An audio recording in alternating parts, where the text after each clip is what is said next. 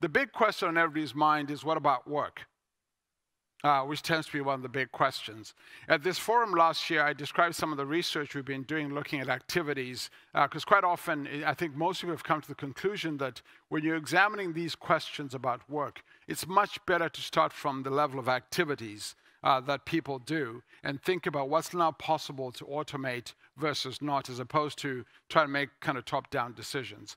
And what we typically find is that if you look across different occupations, this picture just shows each of these dots is an occupation.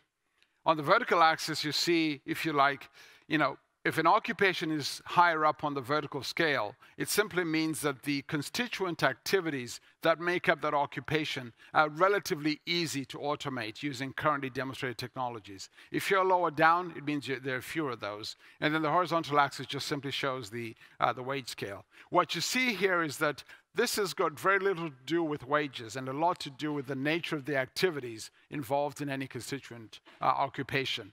What you also see is that something like only about 10% of these occupations have the vast majority, close to 100%, of the constituent activities that are easy to automate. The other important thing to note on this chart is the fact that something like 60% of occupations have about 30% of their activities that can be automated. That's actually an important point that's often lost. What that point basically says is that many, many more occupations will be complemented by machines than automated away. And that point is often lost in these discussions.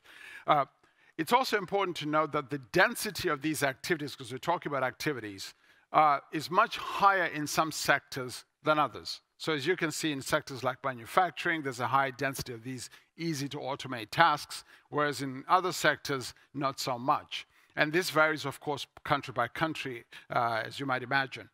Similarly, if you look across the world, you see that the easy to automate tasks are distributed in very interesting ways across different kinds of countries.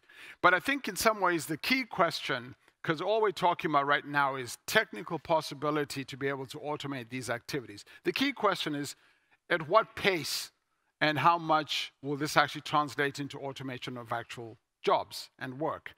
And what we find is that this question really depends on several factors. And quite often, it's easy to focus just on the first factor, which is it technically feasible in some lab somewhere to automate something? We think there are a few other factors that are important to consider.